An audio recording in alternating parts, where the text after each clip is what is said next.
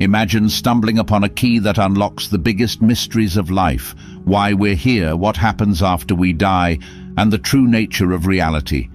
This is what the Tripartite Tractate, an ancient Gnostic text, claims to reveal.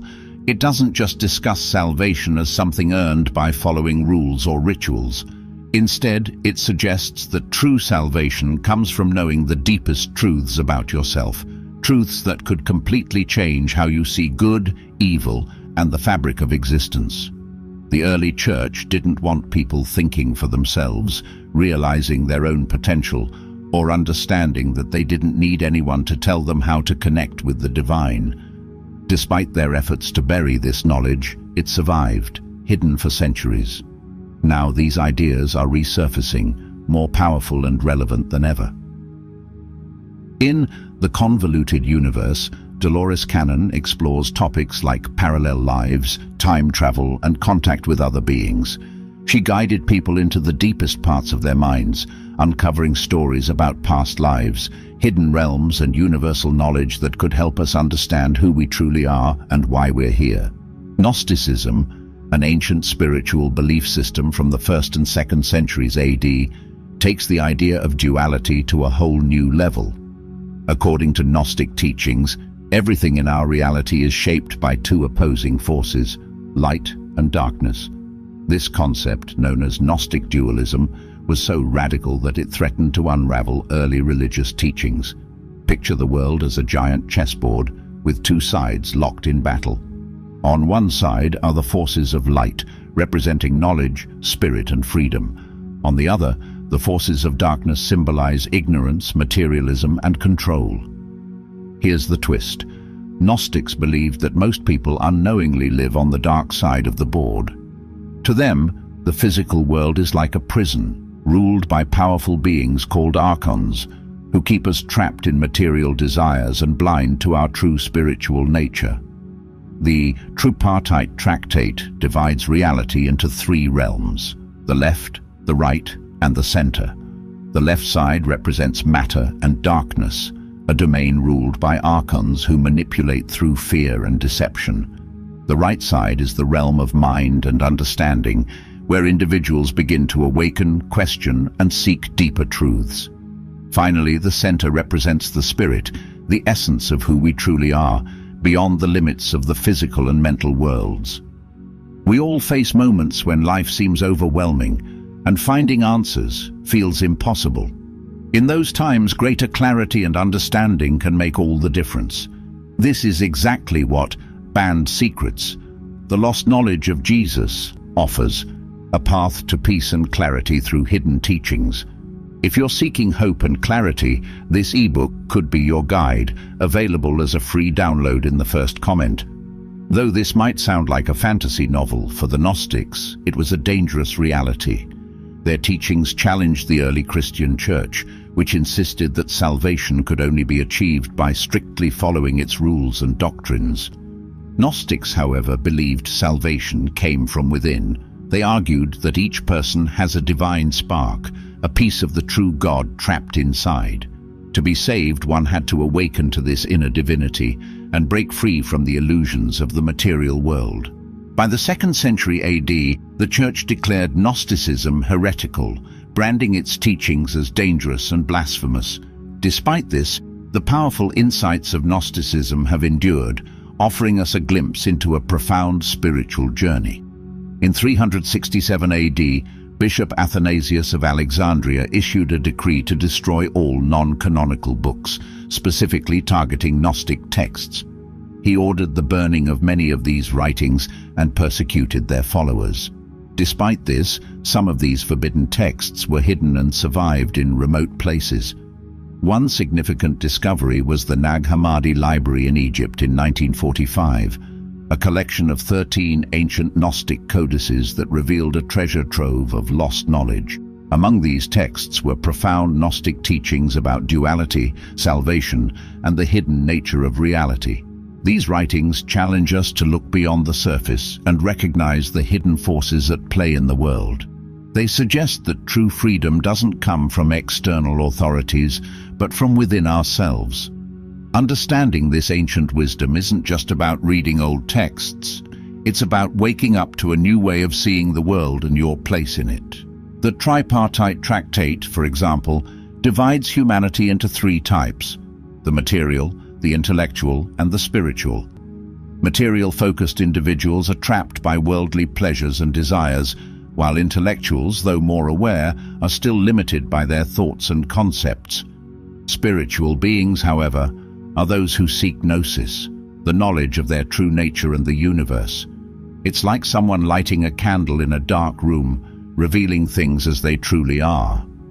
For Gnostics, the darkness symbolizes the material world, where most people remain asleep, unaware of their divine origins. The light, on the other hand, represents gnosis, understanding that beneath all distractions and illusions, we are part of something infinite and eternal.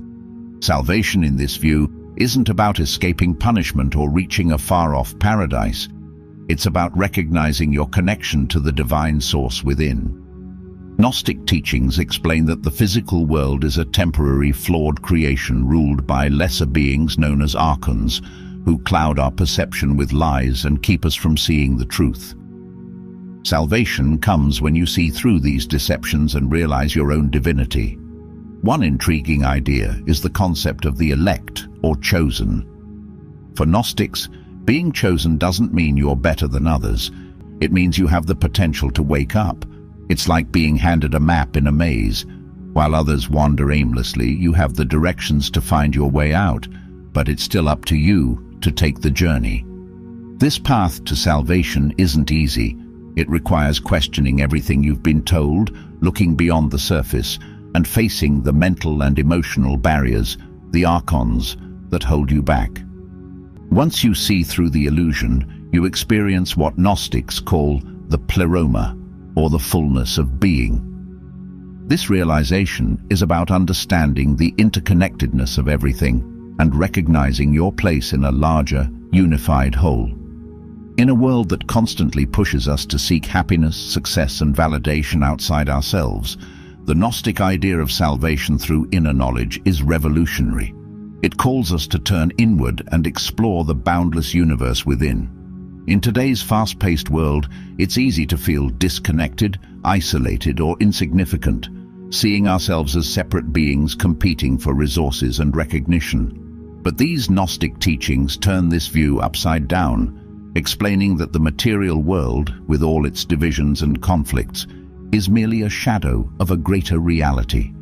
Beneath the surface, everything is united in harmony within the pleroma. According to Gnostic belief, in the beginning, there was only the One, a pure source of light and consciousness. Everything else emerged from this source, like rays of light spreading from the sun. But as these emanations moved further from the source, they forgot their origins and became trapped in the physical world's illusions.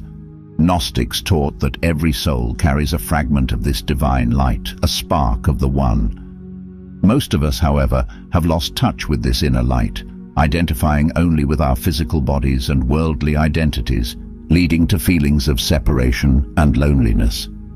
The journey to enlightenment is about remembering our true nature and reconnecting with the divine source. This reunification concerns not just individual souls, but the entire universe. The ultimate goal is to return all things to their original state of unity and perfection. In Gnostic belief, the role of Christ is not as a savior who absolves sin, but as a guiding light, helping souls find their way back to the source. Christ represents the divine spark within each of us, calling us to awaken and recognize our connection to all that exists. In a world that often feels chaotic and divided, this idea of unity can be a powerful source of hope and healing. It reminds us that we are not just isolated individuals struggling alone, but threads in a vast, intricate tapestry of existence. Embracing this perspective could transform not only our personal lives, but the world around us. Gnostic teachings suggest that much of our inner and outer turmoil stems from forgetting who we truly are. When we get caught up in the noise of everyday life, our fears, judgments, and conflicts, it's easy to feel lost and powerless. But Gnostic wisdom invites us to see beyond these illusions, and rediscover a deeper truth that lies beneath the layers of confusion. We are not isolated beings struggling against the universe, but rather the universe itself, expressing life in countless diverse forms. The ancient Gnostics believed that understanding our interconnectedness had the power to transform not only individuals, but entire societies. This message is as relevant today as it was thousands of years ago, perhaps even more so. Recognizing our shared essence can serve as a powerful rebellion against fear and ignorance, especially in a time when so many forces try to divide us. You don't need to accept these ideas blindly, nor dismiss them outright. Instead, think of them as a lens to question what you know and explore your own inner truth. The most important part of this journey is the willingness to dig deeper, to look beyond appearances, and to understand that reality is far more than what meets the eye. The greatest secrets aren't hidden in ancient books or distant places. They reside within you, always waiting for you to notice, to ask, and to seek. The path to true understanding is not about finding all the answers, but about daring to ask the right questions. Throughout history, organized religion has shaped societies, dictated moral codes, and influenced how people relate to the divine. Gnostics believed that many religious institutions, especially in their early stages, were not designed to enlighten but to obscure deeper truths. For example, the early Christian church established strict doctrines and labeled certain texts and ideas as heresy. Why? Because concepts like those found in Gnostic texts inspired people to seek divine truth from within, rather than relying on the church's teachings. One major criticism from the Gnostics was the portrayal of God in mainstream religion, a distant, judgmental figure to be obeyed rather than a loving, all-encompassing source of creation. The Gnostics believed that every person carries a spark of the divine within themselves, and this inner light is the key to understanding our true nature and purpose. By focusing on external rituals and dogmas, organized religion distracts people from this inner spiritual journey. If you're intrigued by these hidden teachings and ancient mysteries, consider supporting this journey of exploration. It's a way to keep expanding your mind and deepening your understanding.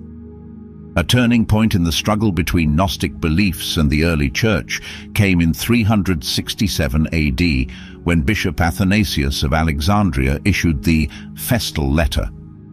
In this decree, he listed the 27 books of the New Testament and condemned all other writings, including Gnostic texts, as dangerous. This marked the beginning of a systematic effort to suppress alternative spiritual viewpoints.